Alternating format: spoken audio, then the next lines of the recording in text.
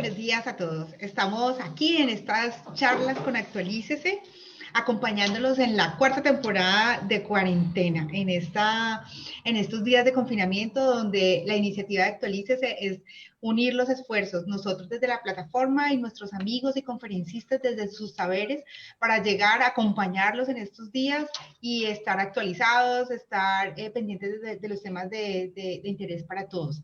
Esta es una iniciativa que llega a contadores, administradores, revisores fiscales, abogados, economistas, empresarios, estudiantes y a toda la comunidad en general, porque toda es de muchísimo interés.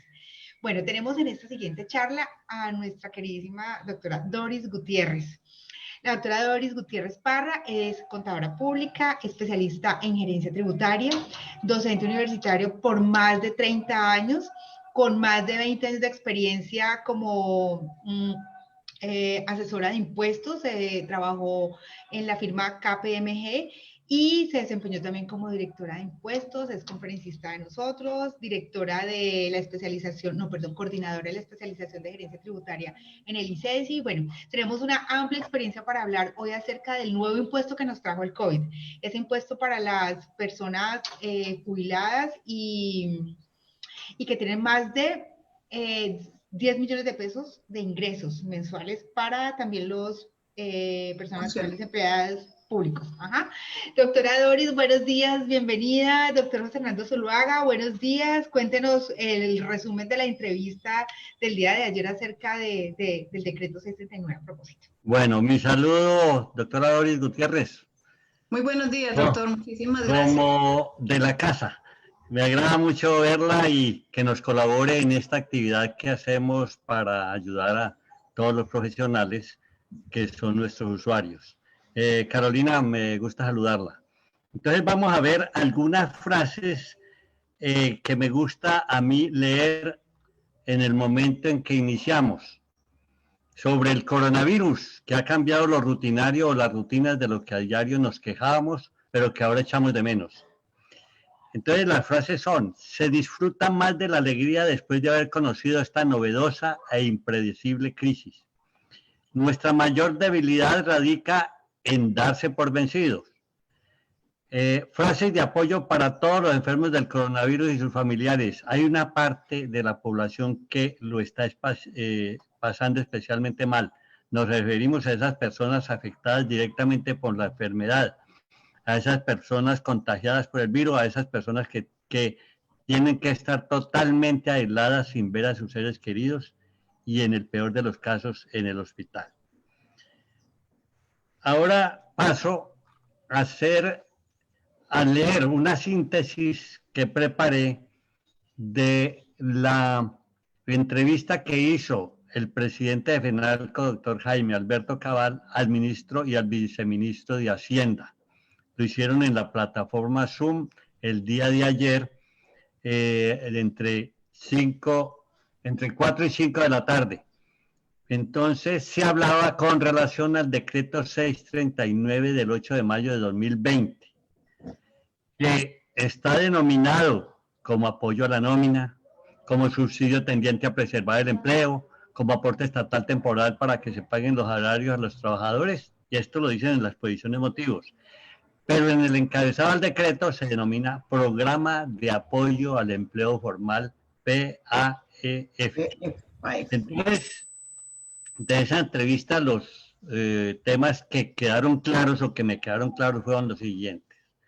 Es cierto que el decreto 639 del 8 de mayo del 2020 beneficia solo a las personas jurídicas, aceptando el ministro y el viceministro que fue un error no tener en cuenta a las personas naturales, pero dejando en claro que incluir dichas personas naturales comerciantes formalizados representará un desafío para el ministerio. Yo diría que un desafío económico, pero aseguró que lo harán o bien con un nuevo decreto o bien con un decreto para reglamentario. Otro punto: las personas jurídicas aceptadas para este beneficio o este subsidio son las constituidas en el año 2018 o anteriores, lo cual quiere decir que las creadas a partir del 1 de enero del 2019 no tienen ese derecho. Un tercer punto: El registro mercantil exigido como documento soporte para la solicitud es la renovación del año, es el renovado en el 2019, o sea que la información corresponde al año 2018. Pues para la renovación del año 2019 hay plazo hasta el 3 de julio del 2020. O sea que no tenemos que irnos a renovar por el año 2019 porque hay plazo hasta el 3 de julio y tampoco lo van a solicitar. Se hace en el decreto 639 referencia a ingresos. Considero a la luz de las normas contables, puesto que no podrá hablarse de ingresos tributarios en el mes de abril. ¿Para compararlos contra qué? No, señor. Quinto, el decreto incluye para aplicar el beneficio a las ESAL, pero que estén en el régimen tributario especial. Otro punto. El cálculo para el pago de ese subsidio se hace multiplicando el número de empleados por el 40% del salario mínimo.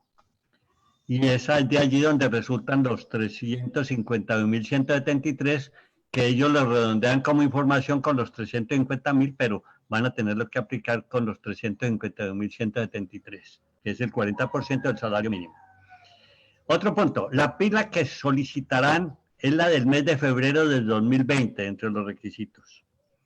Otro punto, el pago de ese subsidio se hará en 3 ocasiones, lo dice la norma, no en 3 meses. Sin embargo, después se refiere a los meses de mayo, junio y julio del 2020. El primer pago del subsidio se hará más o menos el 25 de mayo, expresó el ministro de Hacienda, lo cual indica que la gestión documentaria del artículo 4 debe hacerse a más tardar la próxima semana. Y de allí la importancia que se esté tratando este tema por todas partes. Otro punto, el dinero que se paga a la empresa por este subsidio será inembargable. Otro punto, la comisión que ganarán los bancos por el movimiento de esos recursos queda excluida del IVA. Algunos lo calculan en 400.000 millones de pesos. Habrá un doble requerimiento para los pagos. Ojo con este doble requerimiento. El primero, el correspondiente a la solicitud con los requisitos establecidos en el artículo 4, primer párrafo.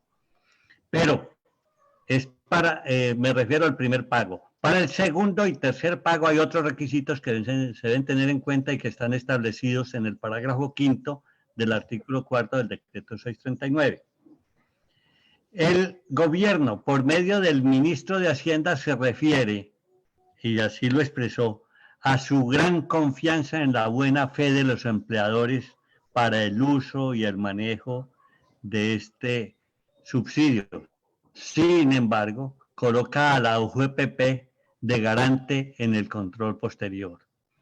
El pago de este subsidio será a través del sistema bancario, tenga o no la empresa la nómina bancarizada. Y por último, el cálculo de la disminución del 20% de los ingresos será para la mayoría de las empresas de acuerdo con la disminución entre abril del 2020 comparado con abril del 2019. Sin embargo, observaron que se colocarán para otras empresas otras condiciones de fechas diferentes para esta comparación. Doctora Doris, le dejo la palabra. Muchísimas gracias, doctor. Un gusto estar aquí con ustedes. Muchas gracias, Carolina y doctor Zuluaga, por la invitación. El día de hoy, de acuerdo con lo que me solicitaron, pues vamos a charlar un ratico acerca del impuesto solidario COVID, que fue creado en virtud de la pasada declaratoria de emergencia económica, de acuerdo con el decreto 417 del 17 de marzo. Recordemos que en ese estado de emergencia fue declarado de conformidad con el artículo 215 de la Constitución. Estuvo vigente por 2 meses, por un mes, por 30 días, pero ya esta semana, el 6 de mayo, con la expedición del nuevo estado de emergencia económico, con el decreto 637, pues nuevamente el gobierno tiene facultades para expedir estos decretos con fuerza de ley. dentro de los múltiples decretos que han sido expedidos desde el pasado 17 de marzo, que se declaró el primer estado de emergencia, está el decreto 568 que trae un impuesto que lo denominaron impuesto solidario por el COVID. Este impuesto solidario por el COVID, pues vamos a ver a quiénes aplica.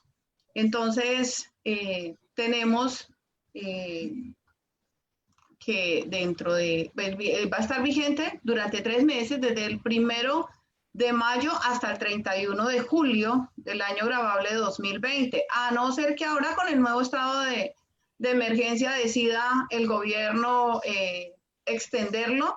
No sabemos, porque pues la idea era que la situación mejorara, pero todavía no vemos la luz al final del túnel. Dentro de esos sujetos pasivos, vamos a ver que están funcionarios públicos, pero también los contratistas del Estado. Entonces, no solamente los que están empleados en la nómina, sino aquellas personas que tienen contratos de prestación de servicios personales con el Estado. Y en el caso de los pensionados, tenemos que son sujetos pasivos, aquellos pensionados, pero para los 3 casos, servidores públicos, contratistas del Estado y pensionados, para que aplique este impuesto solidario obligatorio deben de tener ingresos superiores a 10 millones de pesos. En el caso de los contratistas, con ingresos de 10 millones de pesos mensuales o más, serían en muchos casos sujetos pasivos del impuesto sobre las ventas. Entonces, para determinar la base del impuesto solidario COVID, no se considera el IVA dentro de la base gravable, sino que es la base antes del IVA. Y les digo del impuesto obligatorio porque es que este impuesto solidario COVID que se creó con este decreto existe tanto para aquellos que se ganan más de 10 millones de pesos, funcionarios y contratistas, y para los pensionados, pero en el caso de los funcionarios y contratistas que se ganan menos de 10 millones de pesos, también existe la posibilidad de aportar a este impuesto, pero ya sería de manera voluntaria. El decreto señaló que el tratamiento de este impuesto va a ser ingreso no constitutivo de renta ni ganancia ocasional. ¿Qué quiere decir eso? Que los sujetos pasivos en su declaración de renta del año grabable 2020, lo que hayan aportado a ese impuesto, lo que les hayan descontado por concepto de ese impuesto, lo podrán tratar de la misma forma como tratamos los aportes obligatorios a salud y a pensión, es decir, como ingreso no constitutivo de renta. Pero también las empresas que son retenedoras de este impuesto, cuando vayan a realizar el cálculo de la retención en la fuente durante estos meses que está vigente ese impuesto, pues deberán considerar que ese impuesto tiene el tratamiento de ingreso no constitutivo de renta ni ganancia ocasional y que les va a afectar la base de retención en la fuente de estos contribuyentes. Me dice que este impuesto tiene unas excepciones y es que no aplica para el talento humano en salud, así tenga contrato con el Estado, que preste sus servicios a pacientes con sospecha o diagnóstico de COVID-19, incluidos quienes realicen vigilancia epidemiológica y que por consiguiente están expuestos al contagio, y tampoco los miembros de la fuerza pública, así estén dentro de la base de los 10, superior a los 10 millones de pesos, pues no van a ser sujetos pasivos de este impuesto. El hecho generador, como les comentaba, entonces es el pago o abono en cuenta de salarios o honorarios mensuales de 10 millones de pesos o más, y en el caso de los pensionados, como denominó el decreto, que reciban megapensiones, es decir, mesadas pensionales de 10 millones de pesos en adelante. Es importante aclarar que dentro de ese concepto de salario están comprendidas las asignaciones básicas, los gastos de representación, las primas o bonificaciones o cualquier otro beneficio que reciban los funcionarios como retribución directa del servicio prestado, pero no están comprendidos dentro del concepto de salario las prestaciones sociales ni los beneficios salariales que se reciben en forma semestral o anualmente, es decir, que las primas semestrales o una prima de vacaciones que se recibe anualmente, etcétera, no está incluida dentro de la base de este impuesto COVID. y me dice que cuando una persona esté vinculada mediante 2 o más contratos de prestación de servicios profesionales y de apoyo a la gestión pública, se deberán tener en cuenta todos los pagos o abonos en cuenta para determinar la sujeción pasiva del hecho generador. Y allí pone a las empresas del Estado en una tarea bastante dispendiosa y es consultar en la información del SECOP. Por ahí me comentaban algunas personas que no ha sido fácil encontrar esa información en el SECOP donde puedan cruzar para ver si Doris Gutiérrez tiene un contrato con una entidad del Estado. Tienen que acceder a esa base. Mi contrato es, por decir algo, de 3 millones de pesos, no sería base del impuesto obligatorio, pero tienen que consultar en ese SECOP porque posiblemente yo pueda tener un contrato con otras entidades del Estado y que sumados los contratos arrojen una cifra superior a la base gravable para este impuesto, en cuyo caso pues deberá procederse a retener, y de acuerdo con el concepto de la DIAN de la semana pasada, el 513, para determinar la retención, no es que cada empresa vaya a restarle 1.800.000, que es no gravado, sino que se restará por una sola vez el 1.800.000 y la retención correspondiente se deberá distribuir en forma proporcional de acuerdo con el valor de los contratos que tenga con cada una de estas entidades. Este impuesto es de causación instantánea, se causa en el momento en que se paguen o abonen en cuenta salarios, honorarios mensuales periódicos y las mesadas pensionales periódicas de los sujetos pasivos del impuesto. Ya habíamos mencionado que va a estar vigente por los meses de mayo, junio y julio del 2020. La base gravable, pago o abono en cuenta de salarios, honorarios o mesadas pensionales que sean iguales o superiores a 10 millones de pesos menos 1.800.000. O sea, pueda que me gane 10 millones, pueda que me gane 20 millones. En todos los casos, lo que me van a restar de la base para determinarme la retención del impuesto solidario COVID será el primer 1.800.000 pesos, el cual no va a estar sujeto a este impuesto. No integran la base, como mencionaba anteriormente, las prestaciones sociales y los beneficios que se paguen en forma semestral o anual, así como el primer 1.800.000 pesos. Y pues obviamente recordar esta tarea de tener que consultar en las bases del SECOP para ver si esa persona tiene o no tiene otros contratos con el Estado, porque pues obviamente será la sumatoria de ellos la que defina cuál es la tarifa que le vamos a aplicar. Para el impuesto obligatorio, este impuesto solidario COVID, la tabla que trajo el artículo 6 del decreto 568, entonces es una tarifa de acuerdo marginal, de acuerdo con los ingresos que tiene el contribuyente. Entonces, si se gana entre 10 y 12.500.000, la tarifa será del 15%. Entonces, no es que a 10 millones le aplique el 15%, sino que a 10 millones le resto el primer 1.800.000 y sobre esa base multiplicaría el 15%. Pero si se gana entre 12.500.000 y 15 millones, la tarifa será del 16%. Si se gana entre 15 millones y 20 millones, la tarifa subirá al 17%. Y si se gana de 20 millones en adelante, la tarifa será del 20%. Veamos algunos ejemplos. Entonces, una persona que se gana 10 millones de pesos está en el rango del 15% de acuerdo con la tarifa que vimos del artículo 6. Le restamos 1.800.000, me daría 8.200.000 de base y allí aplico el 15% que me da 1.230.000. Este 1.230.000, no nos olvidemos que cuando depuremos para base de retención en la fuente, lo vamos a poder tomar como ingreso no constitutivo de renta ni ganancia ocasional.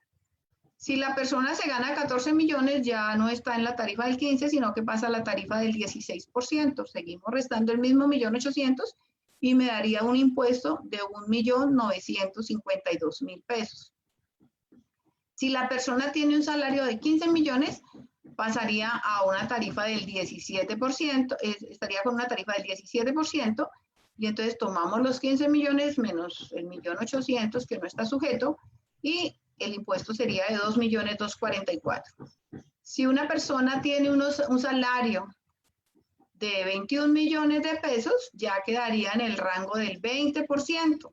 Restamos el mismo 1.800.000 y vemos que en este caso el impuesto subiría a 3.840.000 pesos.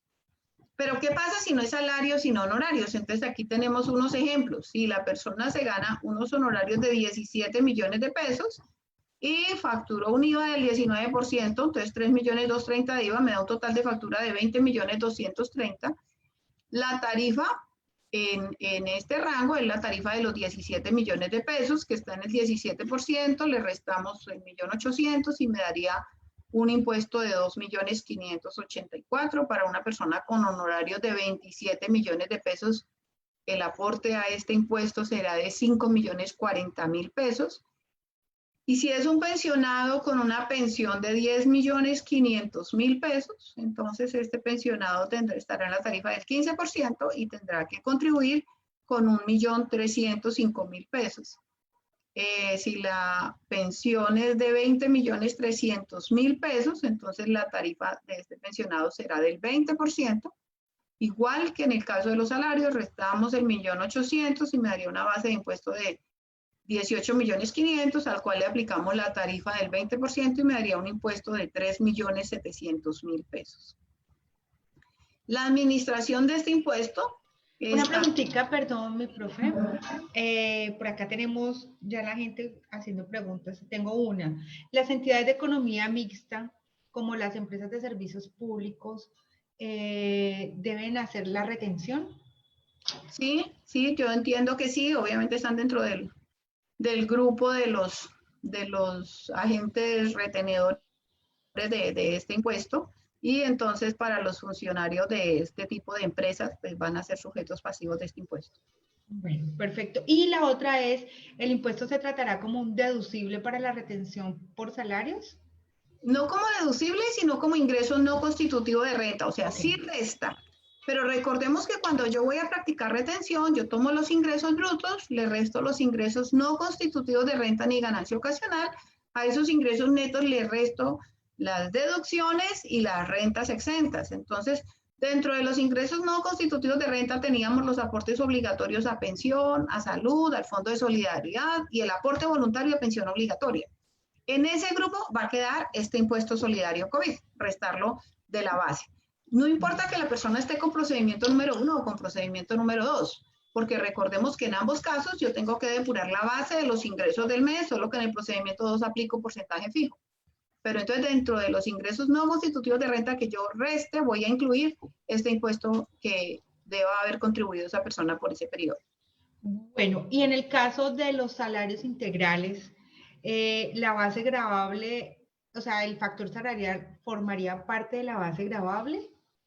Yo pienso que no, Caro, porque dentro de lo que me señala, la norma no hizo especificidad respecto de los salarios integrales. Sin embargo, me dice que los pagos que no son periódicos mensuales, sino que corresponden a pagos, a prestaciones semestrales o anuales, pues esos no hacen parte de la base. Y realmente, ¿qué es lo que es el salario integral? El salario integral lo que está haciendo es que esas prestaciones sociales que a mí me pagaban semestralmente o anualmente, como las primas y las cesantías, pues me las incluyen dentro del salario.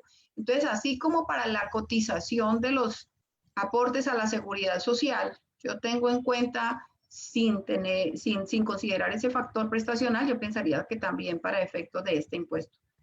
Porque, como te digo, la norma no hizo referencia, pero si analizamos que esos pagos semestrales o anuales no harían parte de la base, yo pensaría que llegaríamos a esa conclusión. Doctora Doris, yo tengo una pregunta.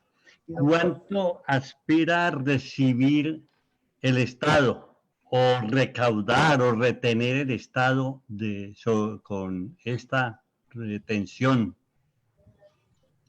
No he tenido acceso, he estado revisando, pero no he tenido acceso al presupuesto, o sea, dentro de las múltiples cifras que se han manejado, no vi ninguna cifra que hiciera referencia concretamente, pero sabemos que si fuese únicamente a funcionarios del Estado, de pronto no sería tan representativa, pero recordemos que está incluyendo también a los contratistas del Estado, que allí es un grupo enorme de personas, no personas jurídicas, sino personas naturales que tienen contratos de prestación de servicio con el Estado, y también en el caso de las megapensiones, los que tienen pensión superior a 10 millones de pesos, que allí no importa que yo sea pensionada cuando estuve trabajando en una empresa del Estado o pensionada por haber estado trabajando en empresa privada. El solo hecho de ser pensionado y tener esa mega pensión, pues me hace sujeto pasivo de este impuesto.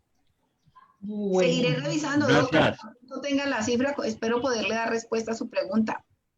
bueno, la siguiente pregunta para que demos continuidad. Entonces, aquí me dice, los pensionados, ¿solo a los pensionados públicos o a los pensionados por las empresas? Pensionados, o sea, a mí me dice ¿Pensionados por los fondos o son pensionados en puede estar general? pensionado con fondo privado de pensiones o puedo estar pensionada con Colpensiones. Okay. No importa con cuál de las entidades esté pensionada, soy pensionada. Entonces, O sea, si mi pensión excede 10 millones de pesos, soy sujeto pasivo de este impuesto. perfecto. No discrimina pensionado. Listo, continuemos, doctora. Oiga, pero no es pensionado del sector público, sino No todos es- los pensionados. Todos los pensionados, doctor. Gravísimo. Sí. Bueno. Todos los pensionados. Sí, allí muchos amigos dijeron que habían quedado codiciados con este impuesto, porque no contaban con eso. 19 veces. Bueno. Así es.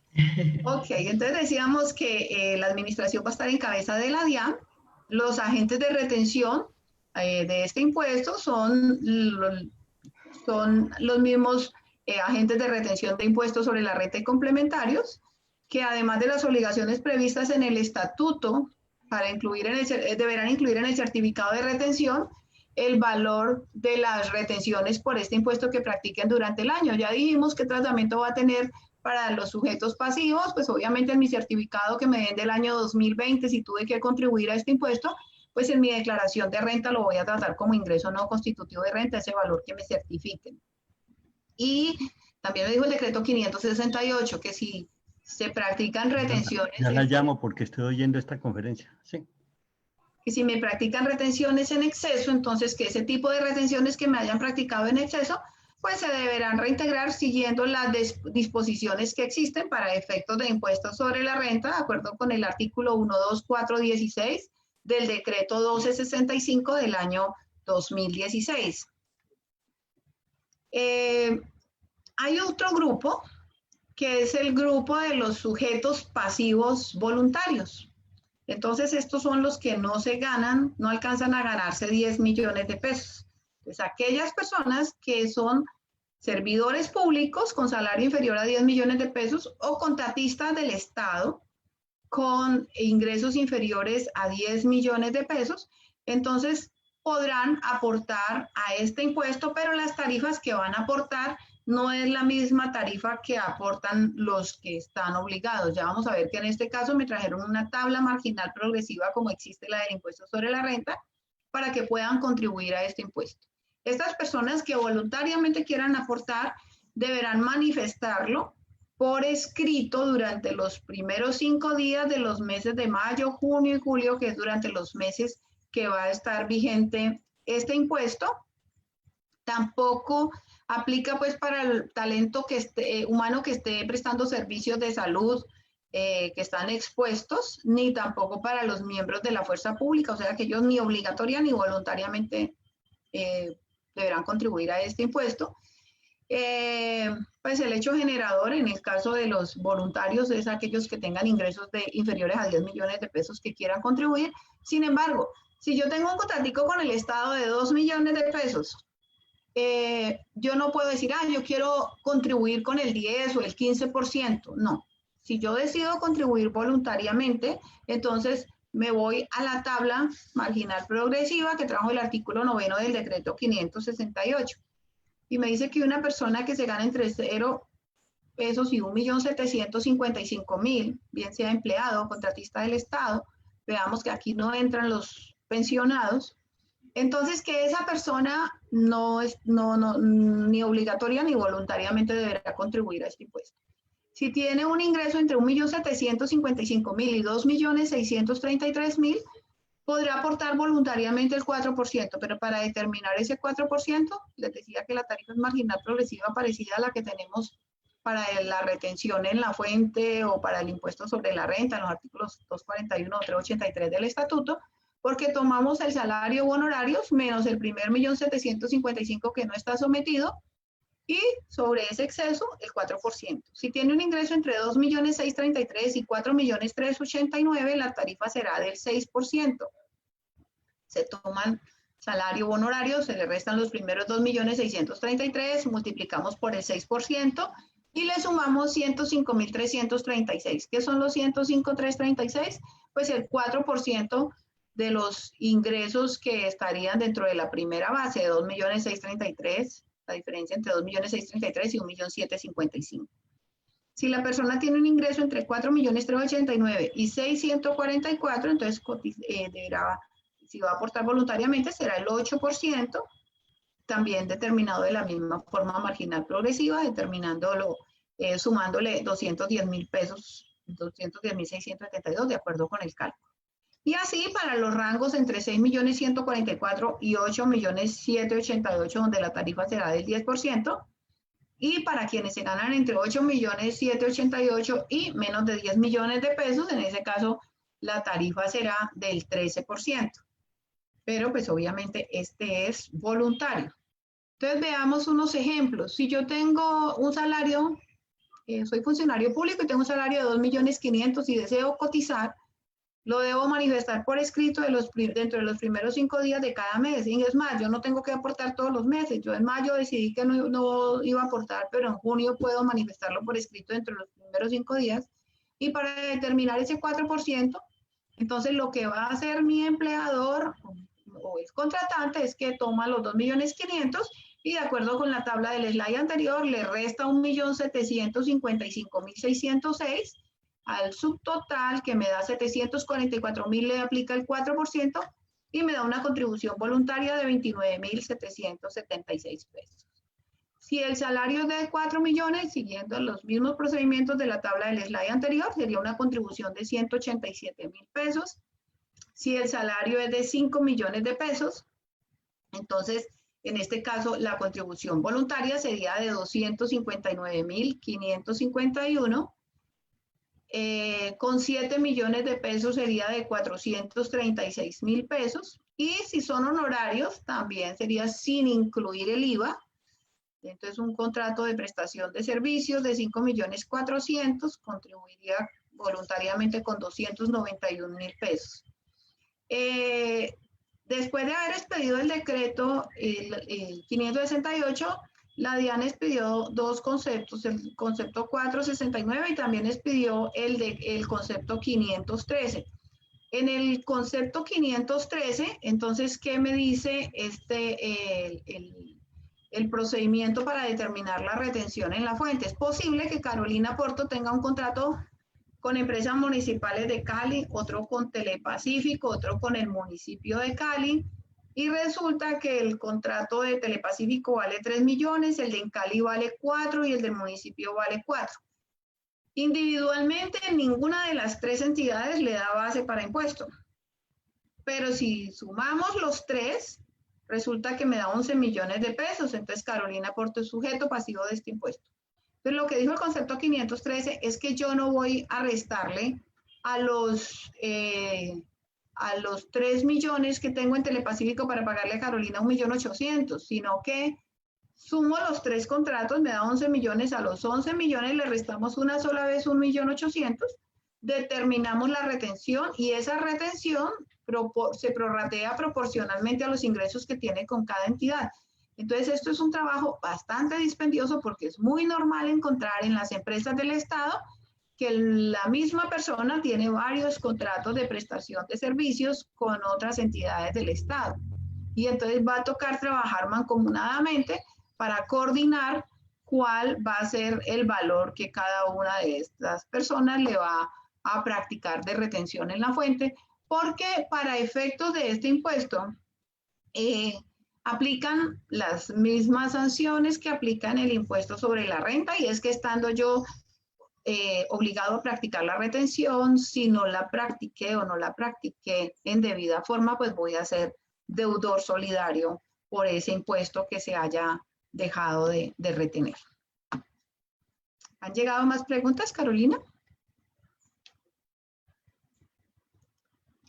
Sí, señora, tengo varias. A ver, pam, pam, pam. Me anticipo. Ahí, esto es solo, este decreto cobija solo a personas naturales. Sí, doctor, confija únicamente a los funcionarios del Estado y a los contratistas que tengan contrato de prestación de servicios personales. Entonces, si yo soy persona jurídica, no puedo tener un contrato de prestación de servicios personales. Entonces, sería contratista del Estado, pero no voy a ser sujeto pasivo de este impuesto. Aquí hay una inquietud. Dice, una empresa pretende cobrar el impuesto a los miembros de un consorcio. ¿Está errada esta interpretación? Pues Muy buena. está muy buena y está muy corchadora además la pregunta. Pues habría que ver quiénes forman el Sí, consorcio. ¿quiénes integran el consorcio? Así es, Ajá. porque es que si el consorcio está entre una entidad estatal y otra persona y otro particular, pues yo pensaría que para las personas que estén a cargo de la entidad estatal, pero sí habría que entrar a analizarlo más detalladamente para poder. Sí, habría que completar ¿Qué opina, la doctor, pregunta. usted? No nos escuchó. Bueno, las personas que ganan por debajo de los 10 millones de pesos y no desean contribuir voluntariamente, también deben manifestarlo al pagador para que no le retenga por este mismo concepto. No, solamente deben manifestarlo por escrito durante los primeros 5 días de cada mes quienes estén dispuestos a colaborar voluntariamente. De resto, no. Si yo no me gano más de 10 millones de pesos, no tengo que preocuparme absolutamente de nada, no voy a ser sujeto pasivo de este impuesto y no tengo que notificar nada por escrito. Solo en el caso de que quiera colaborar es que debo manifestarlo por escrito. Bueno, aquí hay una persona pensionada con dos entidades, Colpensiones y la otra con la empresa donde laboró. ¿Se suman las dos pensiones o cada uno hace el cálculo por separado? La norma, pues únicamente hizo referencia a los contratistas del Estado que tengan acceso a esas bases del SECOP. Entonces, ¿yo qué pensaría? Si yo soy una empresa que tengo un pensionado y ese pensionado supera los 10 millones de pesos, pues tendría que practicarle esa retención en la fuente. Si la pensión de Colpensiones supera los 10 millones de pesos, seguramente le van a practicar la retención de este impuesto. Pero en ninguna parte el decreto me hace referencia a este caso específico porque sería muy complejo. O sea, no tengo una base donde yo pueda cruzar esta información. Es que Carolina tiene una pensión de Colpensiones, pero también tiene una pensión de Actualícese, pero no existe una base como el SECOP donde yo pueda entrar a cruzar estas cifras.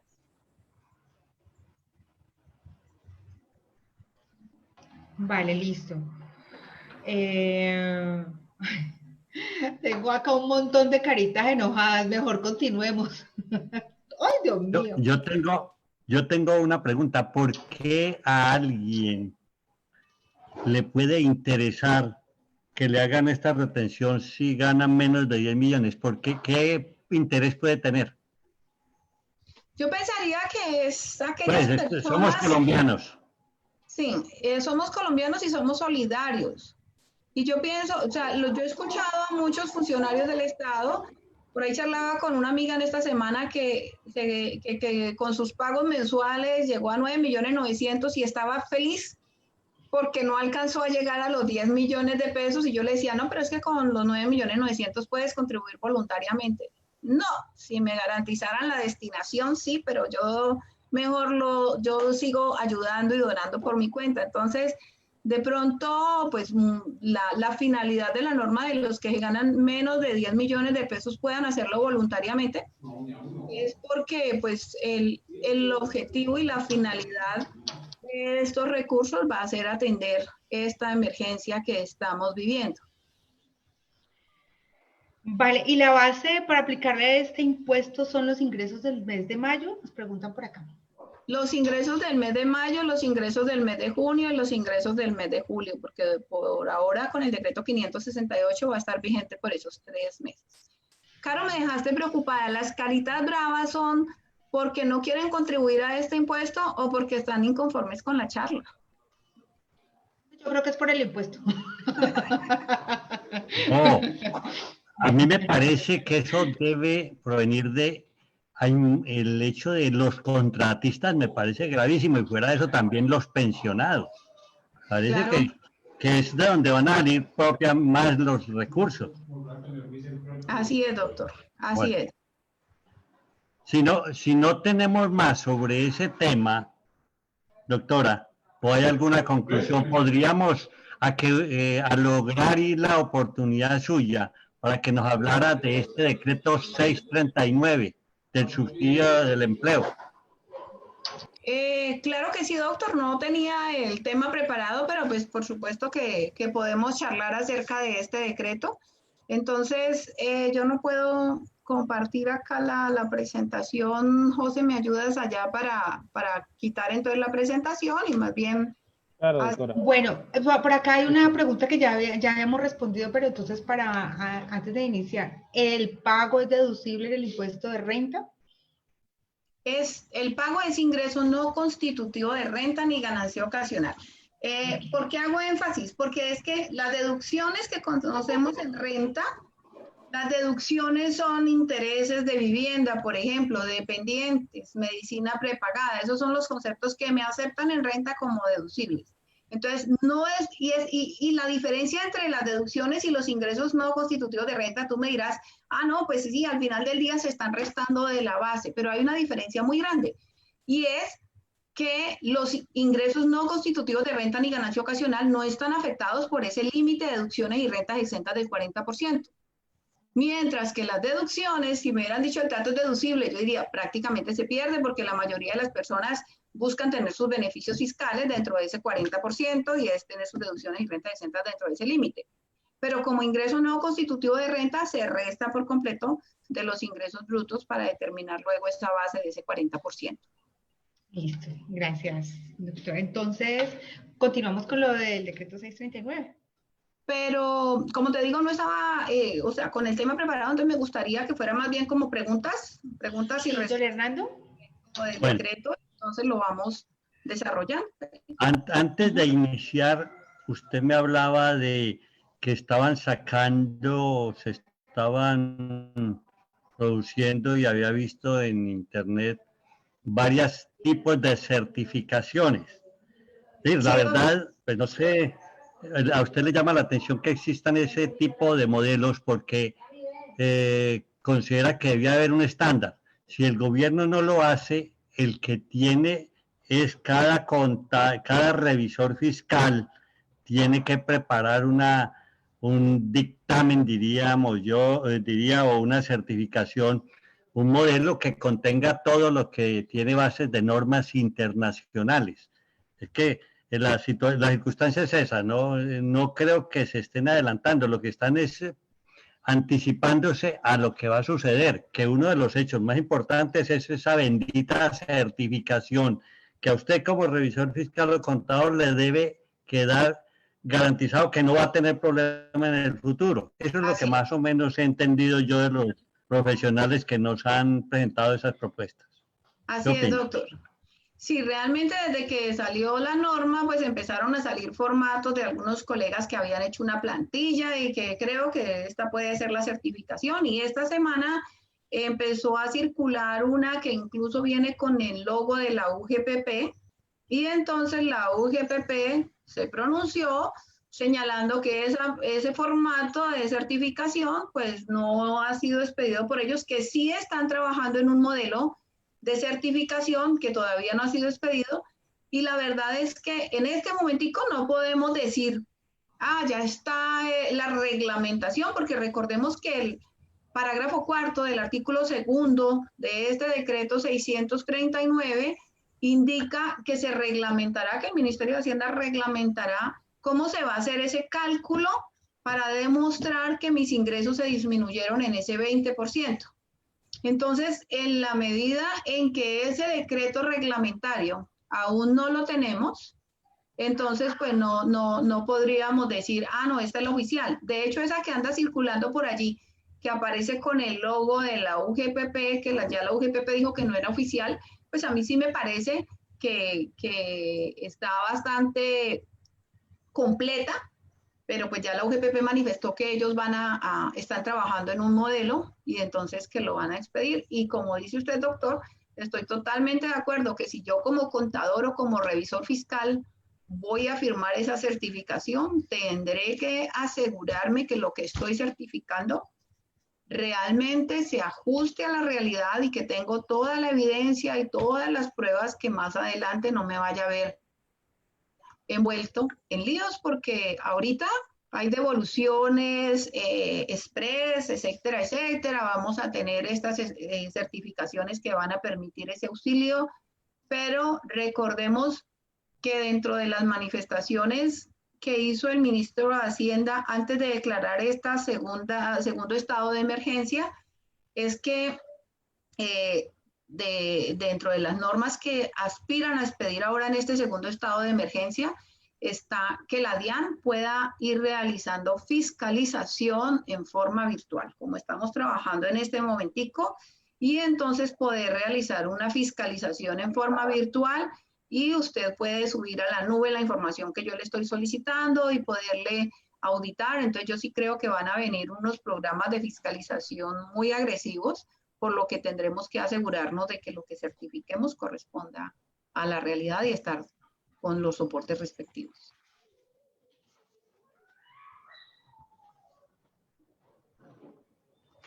Acerca de, doctora Doris, acerca de esa síntesis que yo hice de lo conversado, ¿qué opinión tienen? ¿Qué encuentra así que de pronto tendríamos que mejorar, que cambiar de lo que yo leí? A mí me parece que el resumen que usted hizo de acuerdo al comienzo de esta charla es muy acertado y no nos explicamos por qué se les quedó por fuera un grupo tan grande de empleadores que son las personas naturales y que de todas maneras, si nos vamos a ver, quizás son de los más golpeados en este momento de crisis.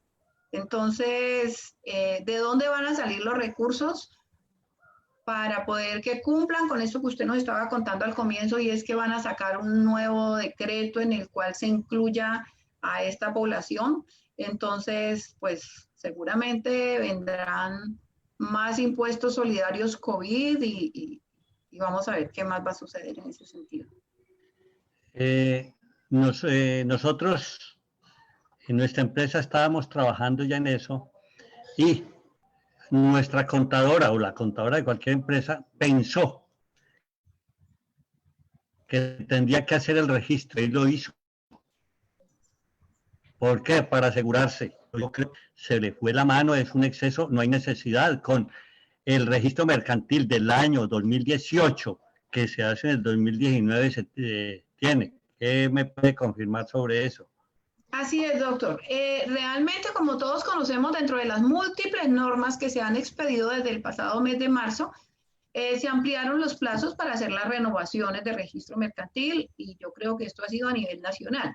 Entonces, en Cali, por ejemplo, los plazos los tenemos, todavía no se me han vencido los plazos para realizar renovación de registro mercantil, pero por eso, teniendo en cuenta eso, el decreto 639, entonces señaló dentro de los requisitos haber realizado el registro mercantil del año 2019. O sea, no es necesario salir corriendo a renovar registro mercantil 2020 antes del vencimiento para poder solicitar el auxilio PAEF, sino que con el del año 2019 podré acceder a este beneficio.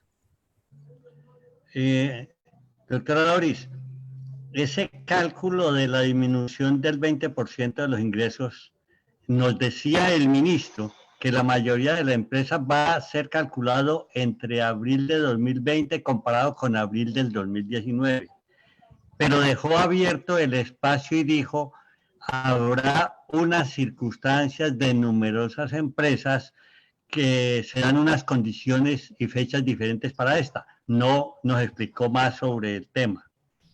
Así es, doctor. Inicialmente, antes de que fuese expedido el decreto 639, En algunas declaraciones a los periodistas, el ministro ya había manifestado que el comparativo debía de realizarse entre los meses de abril de 2020 versus abril del 2019.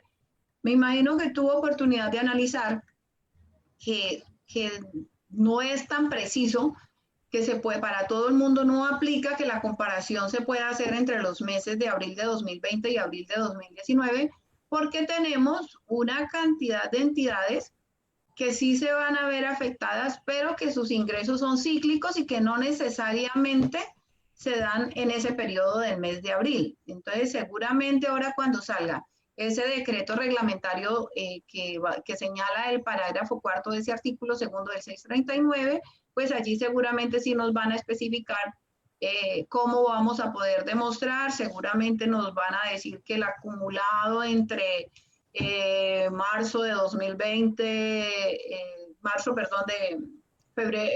abril de 2019 a marzo de 2020, no sé, de alguna manera, pues nos irán a poner a hacer ese cálculo, pero pues este reglamentario está por salir, pero no ha salido. Debe salir pronto, porque es que además si los auxilios aspiran a empezar a pagarlos el 25 de mayo, pues ya para esa fecha tendríamos que tener hace rato los cálculos realizados.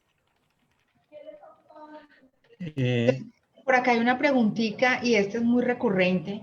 ¿Qué pasa con las empresas que se crearon en noviembre de 2009, posterior al mes de comparación, por ejemplo, en noviembre, en octubre?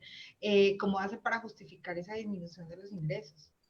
Sí, ahí tenemos que esperar el decreto reglamentario. Lo único claro es que para empresas que se hayan constituido en el 2020 no les cobija el beneficio. El decreto Ley 639 las dejó por fuera a las que se constituyeron en el año 2020. Aplica para las que se hayan constituido hasta el año grabable de 2019.